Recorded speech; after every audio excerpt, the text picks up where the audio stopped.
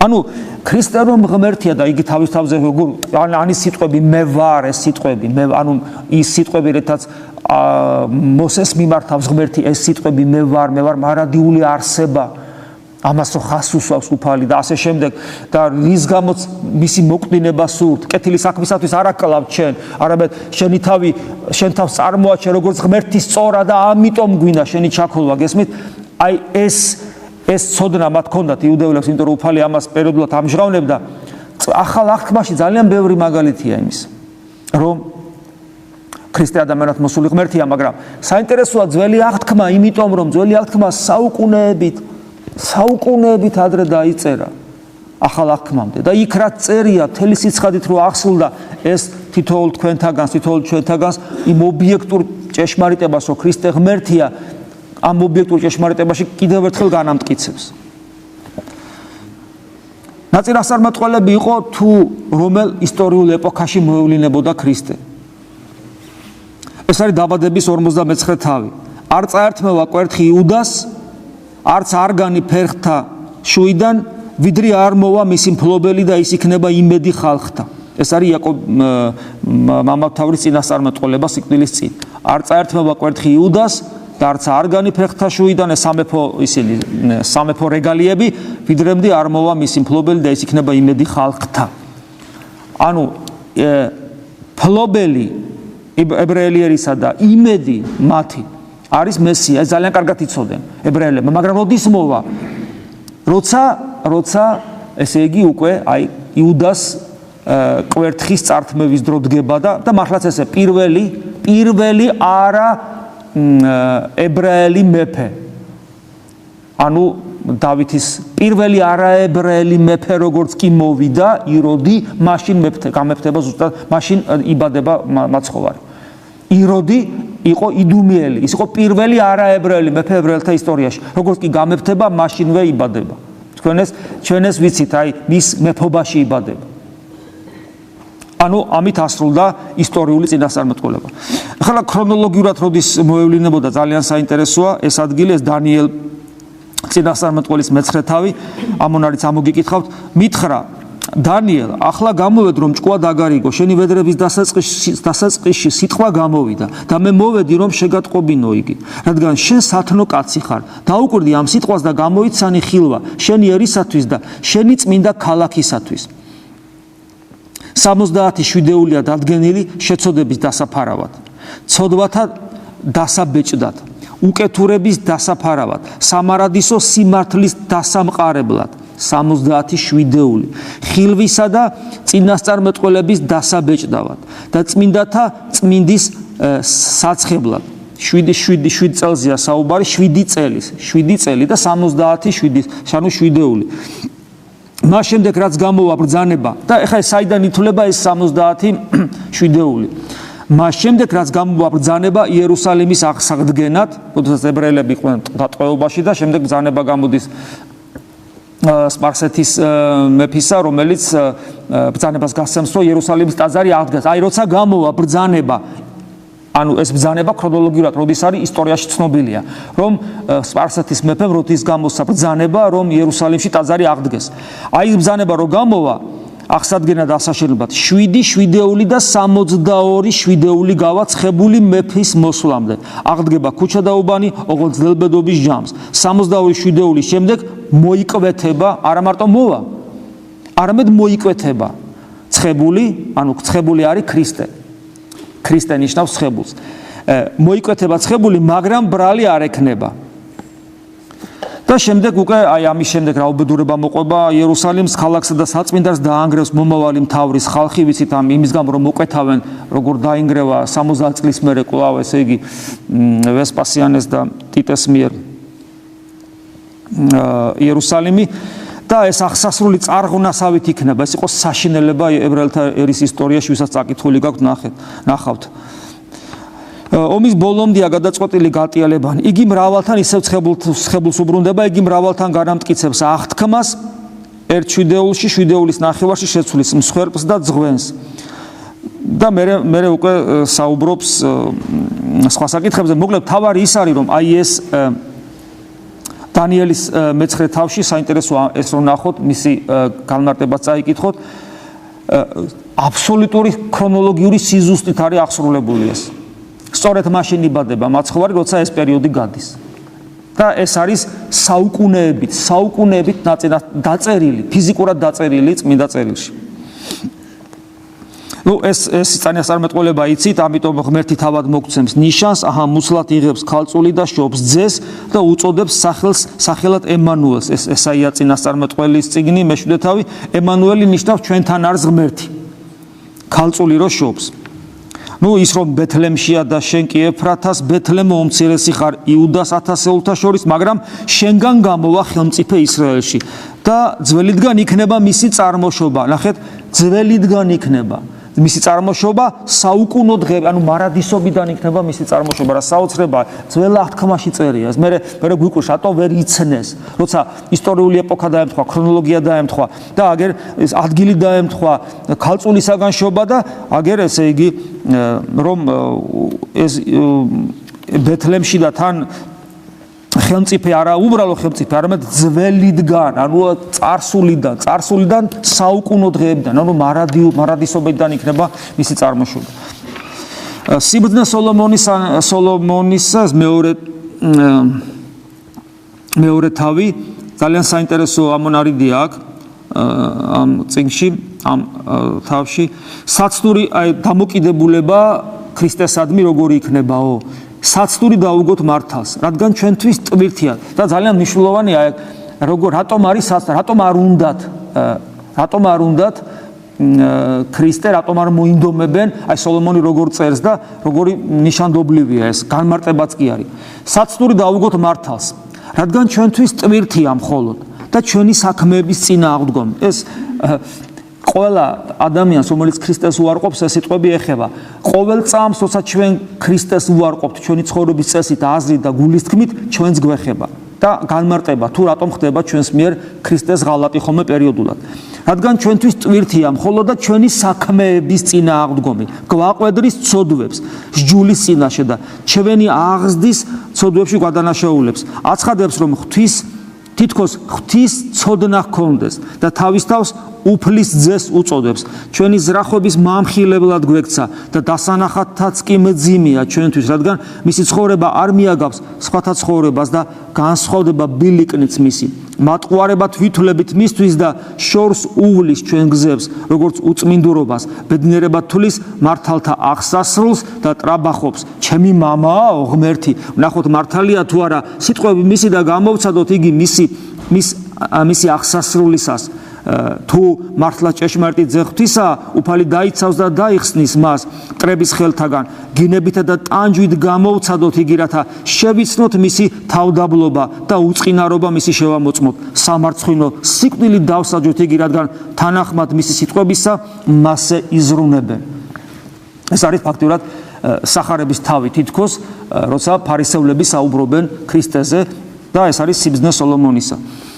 ასევე ზაქარიას წინასწარმეტყველებაში მომეცით ჩემი გასამრჯელო თუ არა და ნუ მომცემთ და მომიწონიან გასამრჯელოთ 30 ვერცხლს. მითხრა უფალმა ჩაყარე ისინი საგანძურში, საუკეთესო საგანძურია, როგორ დავფასდი მათგან. ერთგვარი ირონიასავით არის აქ. რატომ 30 ვერცხლი იყო მონის საფასური, მონა იყიდებოდა ამ ფასად. ეს ფსალმუნებში ძალიან ბევრი ადგილია, გახსოვთ ადგილი, როდესაც განხრუტეს ხელნი ჩემი და ფერხნი, ეს ჯვარცმა როგორ არის, გეგონება ეს დავით ფსალმუნი იდგა და უყურებდა ჯვარცმას. და იქ ერთი ადგილი ასე გახსოვთ, გარშემო მეხვიენ მე ძაღლები, ბოროტთა ხროვა, წრეთ შემომერტყა ლომის მსგავსად, ჩემი ხელფეხის განსაგმირავად, ჩემს სამოსელს ინაწინებელ და წილს ყრიან ჩემს კვართზე. და კიდევ ერთ ამონარიდს წაგიკითხავ და ამით ამონარიდებს დავასრულებ. ოღონდ ეს ამონარიდი არის ყველაზე საინტერესო მთელს ბიბლიაში, იმიტომ რომ ეს არის ესაია წინასწარმეტყველის ის ამონარიდი, რის გამოც ესაია წინასწარმეტყველს გარდა იმ ადგილის გამოც, როცა ის საუბრობს, რომ ქალწულისაგან იშობა და კიდე სხვა მრავალი ადგილია, ეს ადგილი ისეთია, რომ ამის გამო ესაია წინასწარმეტყველს მეხუთე მახარებელს უწოდებენ მამები, მეხუთე მახარებელს. ეს არის ის ამონარიდი, რის გამო ძალიან ხშირად ვისაც არ უნდა ხოლმე ძველ აღთქმაში დაინახოს ქრისტეს ღმერთობა მალავენ ხოლმე, ესაია წინასწარმეტყველს მთელ წიგნს მალავენ ხოლმე, ხანდა თითქოს ეს წიგნი არ არსებობს და თუ მაინდა-მაინც წინ დაუდებენ ხოლმე განსაკუთრებულად ამ ამონარიც, ამბობენ ხოლმე რომ ესო თვითონ მთელ ხალხზეა ლაპარაკი აქ რაშუაში აქ, ანუ შეგნებულად ხდება თვალების დაბნელება, მაგრამ ვერაფერს ვერ უშვებიან, ეს არის საუკუნეებით დაწერილი. როდის იყო ესაია? საუკუნეებით ადრე დაწერილი, ამიტომ ძალიან საინტერესოა.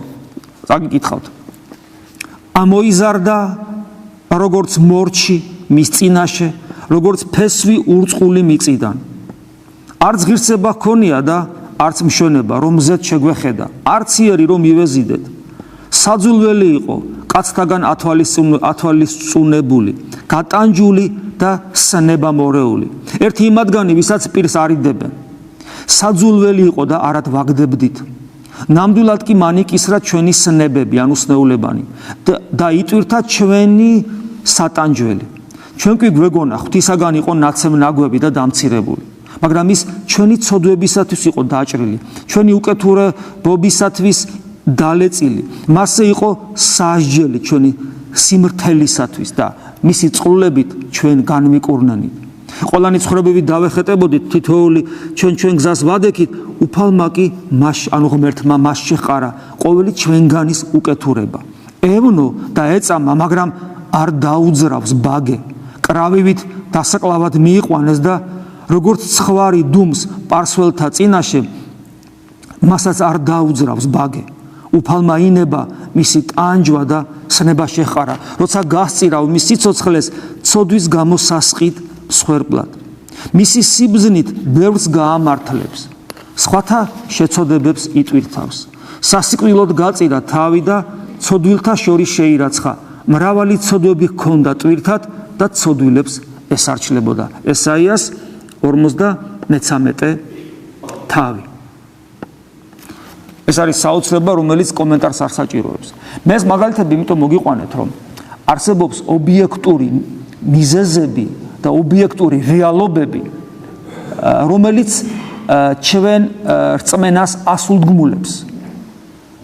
რაც ჩამოვთვალე, მრავალი სხვა კიდე და ასევე ახალ აღთქმაში, ასევე ის ღვთისმეტყველება, ქრისტიანული ღვთისმეტყველება, რომელსაც პერიოდულად უნდა ვეცნობოდეთ, რომელიც გვაძლიერებს, გვისაბუთებს ლოგიკურათაც, ამგვარი ფაქტებითაც და სხვა უამრავი ფაქტებითაც, მათ შორის ისტორიული ფაქტებითაც, რომ ქრისტე არ არის ჩვეულებრივი ადამიანი, იგი ჭეშმარიტად ადამიანად მოსული ღმერთია.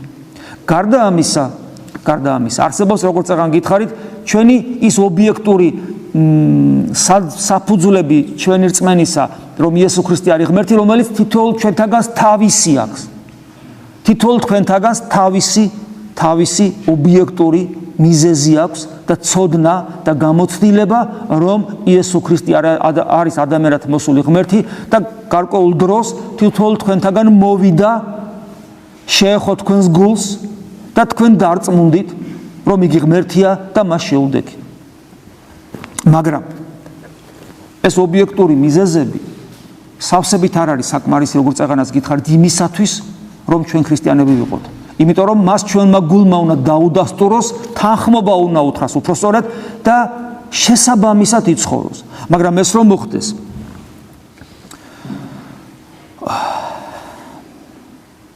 ჩვენში ბევრი რამე უნდა შეიცვალოს. მე ნაწილობრივ წეგანაც გითხარით, ეხლაც გავიმეორებ, რომ ის რომ ჩვენში შემოვიდეს, ჩვენ ცხოვრებაში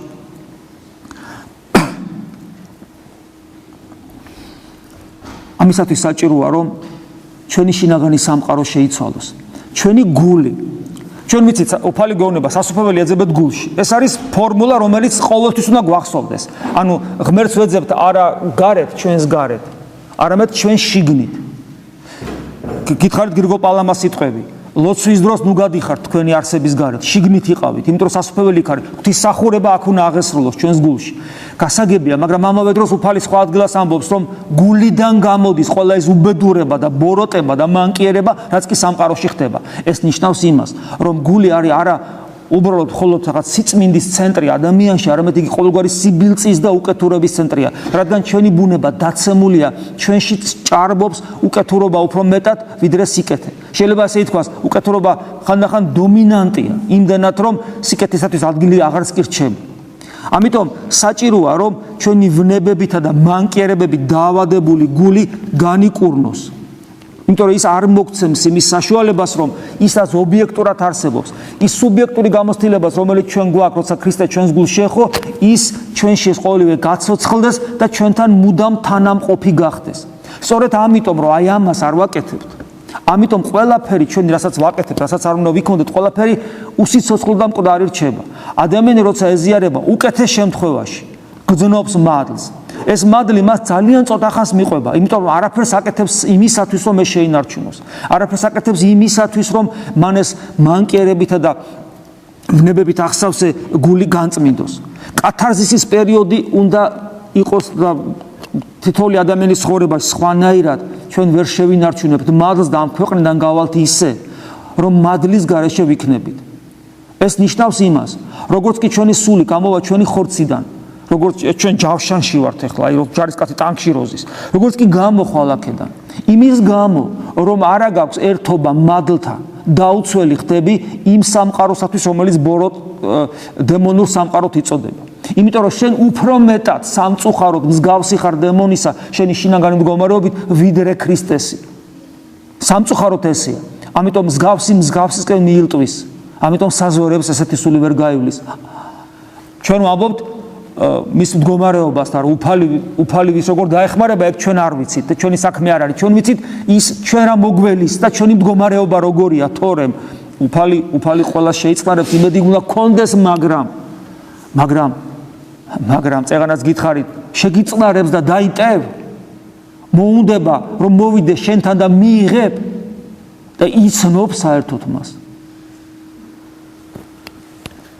ის თუ შენი მამხილებელი არის ეხლა, რა გასაკვირია, რომ შენი მამხილებელი იქნება შენი გარდაცვალების მერეც, ანუ შენი არსება თუ მას ემიჯნება ეხლა, რატომ არ გაემიჯნება მაშინ?